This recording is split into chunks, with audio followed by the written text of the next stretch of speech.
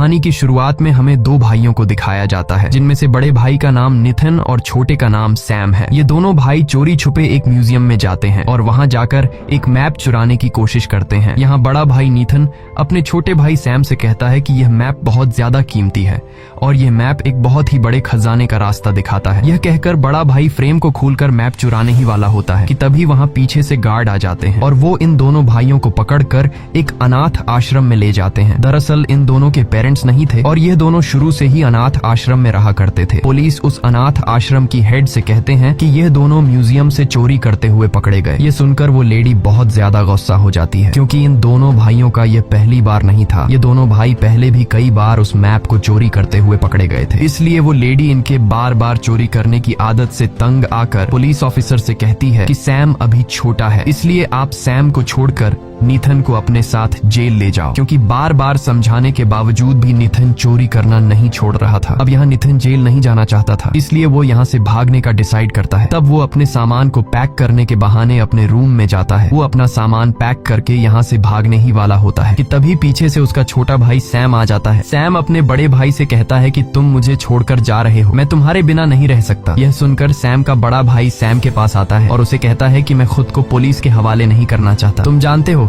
हम दोनों एक पायरेट फैमिली से बिलोंग करते हैं, इसलिए मुझे वो खजाना हर हाल में ढूंढना होगा। जाने से पहले सैम का बड़ा भाई सैम को एक लेटर और एक लाइटर देता है और कहता है कि मैं वापस जरूर आऊंगा। अब सैम अपने बड़े भाई के जाने के बाद जब वो लेटर खोलता है तो वो देखता है कि लेटर पूरा खाली है, उसमें कुछ भी नहीं लिखा होता। लेकिन जब सैम उस लाइटर को पेपर के नीचे जलाता है तब उस लेटर में लिखाई नजर आने लगती है। उस लेटर में ये लिखा था कि याद रखना हम लोग पायरेट्स यानी समुद्री लुटेरों की फैमिली से बिलोंग करते हैं। इसके बाद सीन शिफ्ट होता है और हमें 15 साल बाद का सीन दिखाया जाता है, जहां हम सैम को देखते हैं जो अब जवान हो चुका है और वो एक बार में काम करता है। लेकिन सैम उदास रहता है, क्योंकि आज से ठीक 15 साल पहले उसका बड़ा भाई जो सैम को अकेला छोड़कर चला गया था वो अब तक लौटकर वापस नहीं आया और सैम अब भी अपने बड़े भाई की तलाश में है। इसी वक्त सैम के पास एक खूबसूरत लड़की आती है, जिसे देखकर सैम उसका दीवाना हो जाता है और सैम अपने स्किल्स का इस्तेमाल करते हुए उसके सामने एक जाम पेश करता है। और जब वो लड़की सिगरेट जलाती है तो उसके पास लाइटर नहीं होता। तब वो सैम से उसकी सिगरेट जलाने को कहती है और यहाँ सैम उस लड़की की सिगरेट जलाते वक्त काफी बारीकी से उस लड़की के हाथ से ब्रेसलेट चुरा लेता है, जिसे देखकर हमें पता चलता है कि सैम अब भी अपनी खानदानी आदत चोरी करना नहीं छोड़ा है। और तभी सैम के पास विक्टर नाम का एक आदमी आता है। वो आदमी सैम से कहता है कि मुझे तुम्हारा लाइटर पसंद आया और मैं इस लाइटर को किसी भी कीमत पर खरीदना चाहता हूँ। लेकिन यहाँ सैम इस लाइटर को बेचने से साफ साफ इनकार कर देता है, क्योंकि वो लाइटर उसे उसके बड़े भाई नितिन ने दिया था। इसके बाद विक्टर नाम का वो आदमी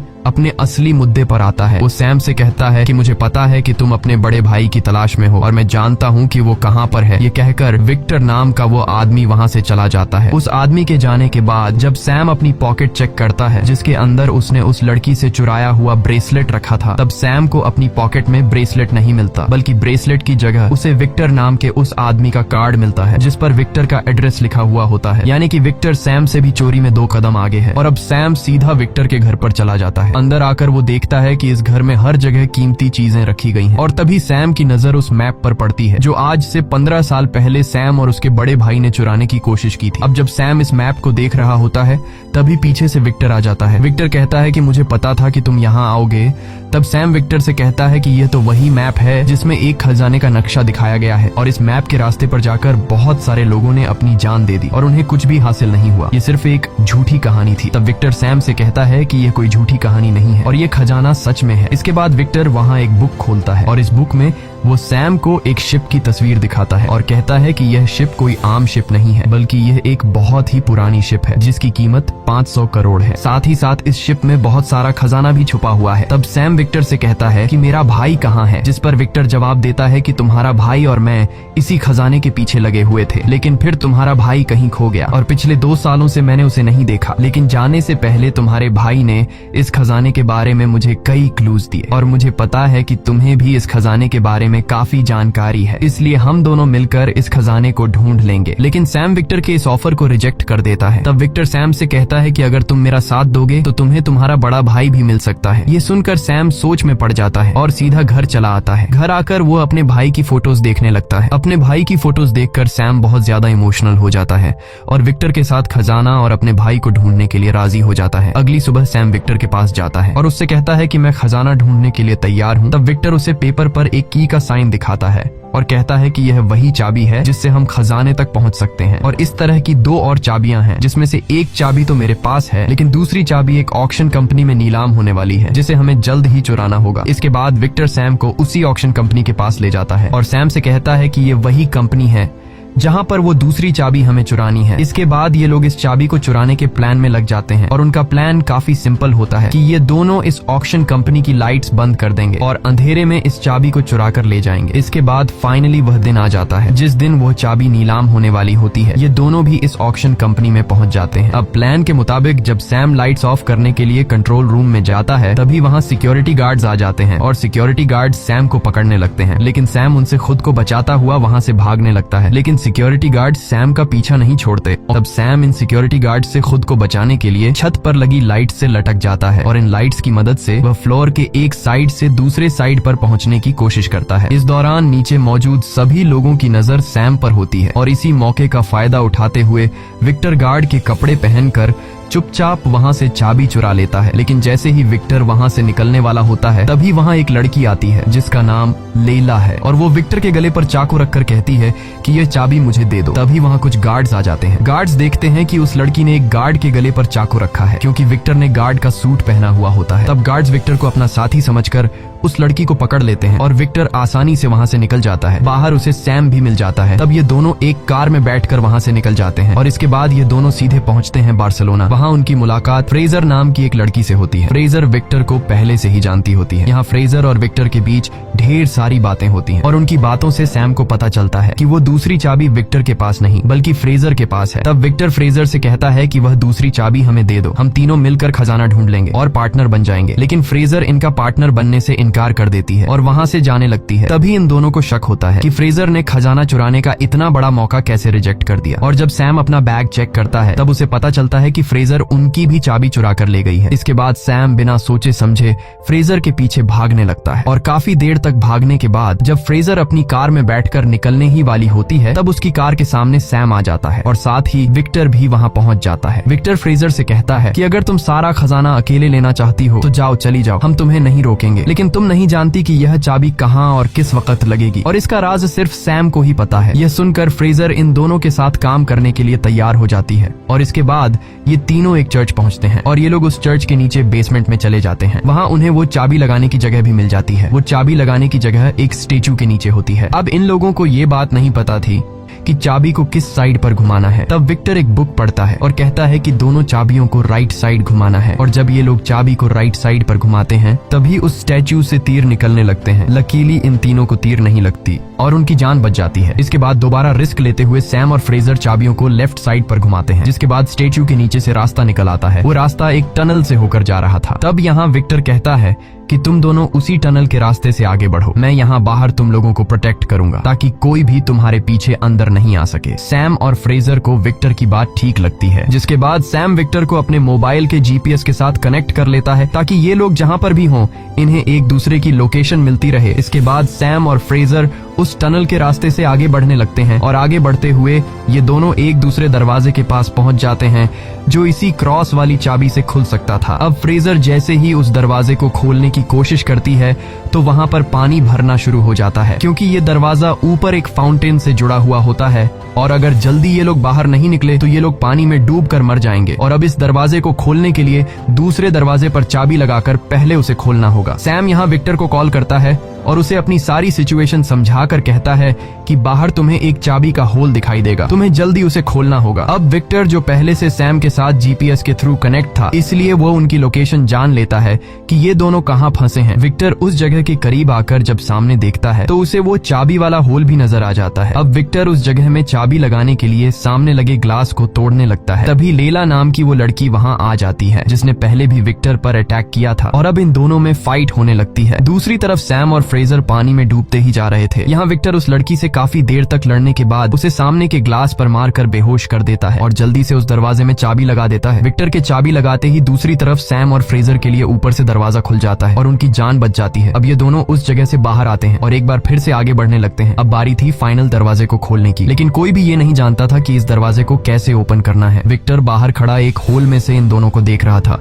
यहाँ सैम चाबी को उस होल में ट्राई करता है, पर वो चाबी उस होल में फिट नहीं हो रही थी। और तभी सैम दीवार पर बने चाबी के सिंबल को देख लेता है, जिसे देखकर सैम समझ जाता है कि इस दरवाजे को खोलने के लिए एक दूसरी चाबी की जरूरत पड़ेगी। तब सैम फ्रेजर से कहता है कि जाओ और विक्टर से दूसरी चाबी लेकर आओ, लेकिन विक्टर इन पर भरोसा नहीं करता और दूसरी चाबी देने से इनकार कर देता है। लेकिन इस दरवाजे को खोलने के लिए कोई दूसरा रास्ता था ही नहीं, इसलिए विक्टर इनको चाबी दे देता है। अब सैम जब इन दोनों चाबियों को मर्ज करता है तो वही सिंबल बन जाता है जो सामने की दीवार पर बना था। अब सैम दोनों चाबियों की मदद से उस दरवाजे को खोल देता है और जब ये दोनों उस दरवाजे के अंदर एंटर होते हैं तो उन्हें अंदर 4 बड़ी बड़ी सराइयां दिखाई देती हैं। दूसरी तरफ विक्टर सैम से बार बार पूछ रहा था कि खजाना मिला या नहीं। उन्हें लग रहा था कि खजाना इन सराइयों में है। अब सैम फ्रेजर को अपने कंधे पर उठाता है, ये देखने के लिए कि आखिर इन सराइयों में क्या है। फ्रेजर जब एक सराय का ढक्कन हटाकर देखती है तो उसमें नमक भरा हुआ होता है। इसका मतलब ये था कि यहाँ पर कोई भी खजाना नहीं था। ये देखकर ये लोग बहुत ज्यादा उदास हो जाते हैं और तभी वो चारों सराइयां अचानक से टूट जाती हैं, जिसके अंदर से एक नक्शा निकलता है और यही उस खजाने तक जाने का असली नक्शा था। अब जब सैम उस नक्शे को देख रहा था तभी फ्रेजर उस पर गन पॉइंट कर देती है और उससे वो नक्शा ले लेती है। सैम उससे कहता है कि तुम ऐसा नहीं कर सकती, तुम तो हमारी टीम में थी। जिस पर फ्रेजर कहती है कि मुझे तुमसे कोई प्रॉब्लम नहीं है, लेकिन तुम्हारे साथ जो बंदा है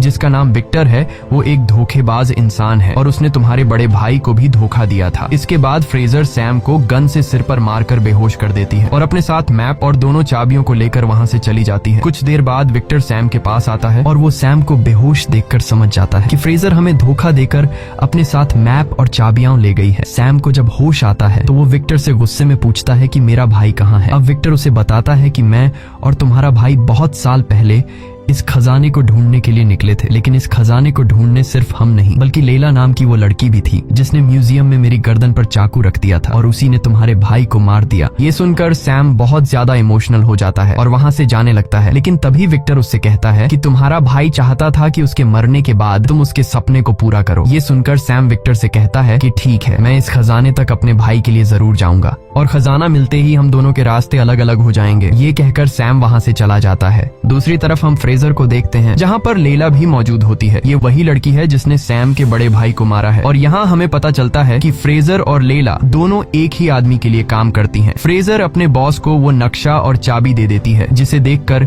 फ्रेजर का बॉस फ्रेजर से बहुत खुश हो जाता है और वो लैला से कहता है कि आज के बाद तुम फ्रेजर के अंडर काम करोगी क्योंकि तुम नक्शा लाने में कामयाब नहीं हो सकी और ये काम फ्रेजर ने पूरा करके दिखाया। ये सुनकर लैला को बहुत गुस्सा आ जाता है। इसके बाद उनका बॉस अपनी पूरी टीम को लेकर खजाने की तलाश में एक प्लेन में बैठकर निकल जाता है और वो अपने साथ जरूरत का सारा सामान भी ले लेते हैं। यहाँ उनका बॉस काफी खुश था क्योंकि उसके हाथ बहुत बड़ा खजाना लगने वाला था, लेकिन उसे पता नहीं था कि उसकी खुशी कुछ ही देर की मेहमान है। लैला बहुत ज्यादा अपसेट थी क्योंकि वो पिछले कई सालों से अपने बॉस के लिए काम कर रही थी, लेकिन अब वो फ्रेजर के अंडर काम नहीं करना चाहती थी। और तभी लैला अचानक पीछे से आकर अपने बॉस का गला काट देती है। अपने बॉस को मरा हुआ देखकर फ्रेजर समझ जाती है कि लैला अब उसे भी नहीं छोड़ेगी, इसलिए वो अपनी जान बचाने के लिए प्लेन में जो कार थी उसमें छुप जाती है। लैला अपने आदमियों से कहती है कि जाओ और फ्रेजर को ढूंढो और उसे मार डालो। और तभी हम सैम और विक्टर को देखते हैं जो उसी रेड कार की डिक्की में छुपकर प्लेन में आ गए थे। अब जब वो सभी लोग फ्रेजर को ढूंढ रहे थे,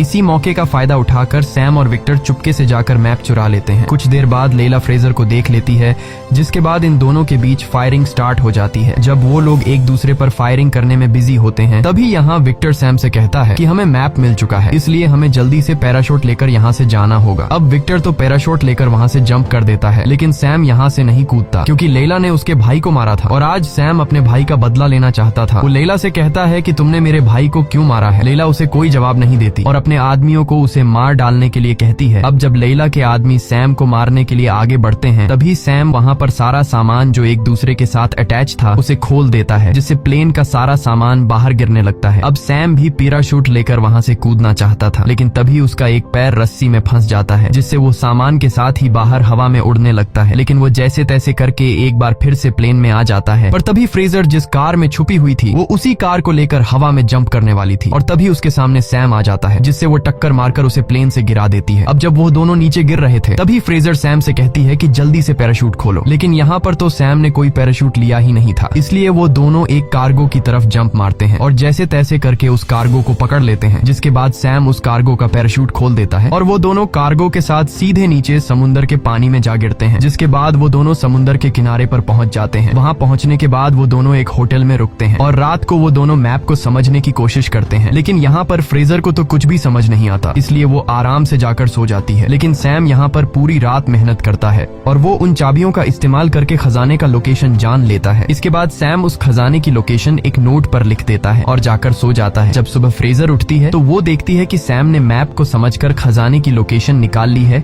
और वो यहाँ पर दोबारा चालाकी दिखाते हुए वो उस लोकेशन वाले पेपर को लेकर खजाने की तरफ निकल जाती है। अब सैम जब नींद से जागता है तो वह देखता है कि पूरी रात मेहनत करके उसने जो खजाने की लोकेशन निकाली थी वो लोकेशन फ्रेजर अपने साथ ले जा चुकी है। लेकिन यहाँ सैम उदास होने के बजाय उल्टा हंसने लगता है। दरअसल सैम ने उस नोट पर गलत लोकेशन मेंशन की थी, क्योंकि उसे पता था कि फ्रेजर उसे धोखा देगी और जो असली लोकेशन थी वो सैम ने एक बॉटल में छुपा रखी थी। इसके बाद सैम एक बोट में उस लोकेशन पर पहुंच जाता है, लेकिन वहीं लैला भी सैम पर नजर रखे हुए थी।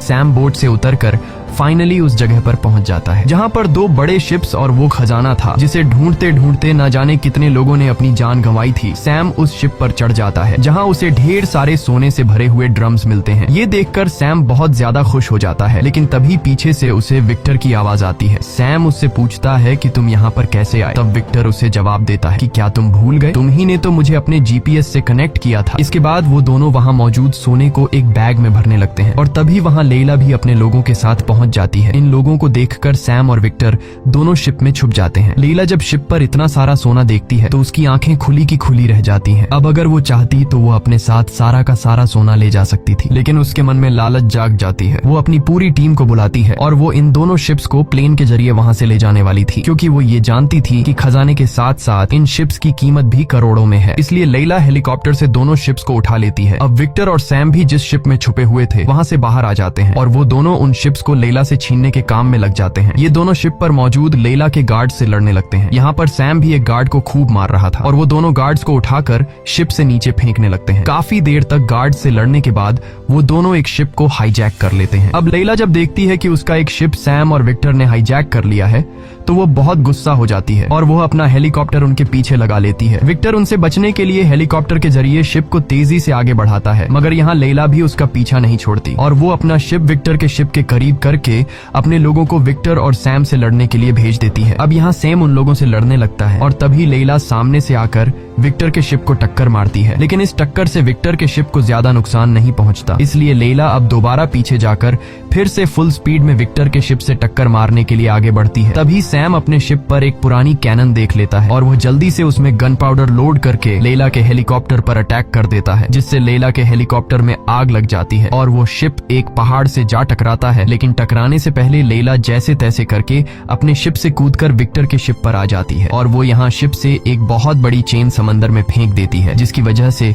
शिप और हेलीकॉप्टर आगे नहीं बढ़ पाते और अब सैम और लैला के बीच फाइट शुरू हो जाती है। सैम लैला के सामने कमजोर पड़ रहा था, इसलिए सैम खुद को बचाते हुए रस्सी के जरिए ऊपर विक्टर के पास हेलीकॉप्टर में चढ़ने लगता है, लेकिन यहाँ लैला भी उसके पीछे आने लगती है। लैला बहुत ज्यादा गुस्से में थी और वो सैम के करीब आकर उसे मारने ही वाली थी कि तभी यहाँ विक्टर अपना सोने से भरा हुआ बैग सैक्रिफाइस करके सीधे लैला पर दे मारता है, जिससे सोने का बैग और लैला दोनों नीचे पानी में गिर जाते हैं। उन्हें लग रहा था कि लैला मर चुकी है, लेकिन ऐसा बिल्कुल भी नहीं था। लैला अब भी जिंदा थी, लेकिन तभी वो शिप जो हेलीकॉप्टर से लटकी हुई थी उसकी रस्सी भी टूट जाती है और वो सीधा नीचे जाकर पानी में लैला को कुचल देती है, जिससे फाइनली लैला की मौत हो जाती है। अब विक्टर यहाँ जैसे तैसे करके सैम को ऊपर हेलीकॉप्टर में खींच लेता है। अब वो दोनों ऊपर हेलीकॉप्टर से देखते हैं कि वो शिप जिसे पिछले कई महीनों से वो दोनों ढूंढ रहे थे वो उनकी आंखों के सामने पानी में डूब रहा है और वो लोग कुछ भी नहीं कर पाते। कुछ देर बाद वहाँ पुलिस आ जाती है और वो दोनों समझ जाते हैं कि वो सारा सोना अब गवर्नमेंट का हो चुका है। यहाँ विक्टर अपने हाथ से इतना बड़ा खजाना खोकर थोड़ा सा मायूस हो जाता है। तब सैम उससे कहता है कि दुखी मत हो और फिर सैम एक एक करके अपनी जेब से गोल्ड की स्लेट्स निकालने लगता है। ये देखकर विक्टर बहुत ज्यादा खुश हो जाता है और वो दोनों खुशी खुशी जाने लगते हैं। मूवी के एंड में हम देखते हैं कि एक मोटर बोट से विक्टर और सैम का कोई पीछा कर रहा है, जो कि कोई और नहीं बल्कि फ्रेजर ही थी, जिसे सैम ने बेवकूफ बना दिया था। इसके बाद हमें एक जेल दिखाई जाती है, जहां हम देखते हैं कि सैम का बड़ा भाई मरा नहीं था, वो अभी भी जिंदा है और वो एक जेल में है। इसी के साथ ये कहानी खत्म हो जाती है। अगर आपको ये वीडियो अच्छी लगी हो तो हमारे चैनल को सब्सक्राइब और वीडियो को लाइक जरूर कीजिएगा।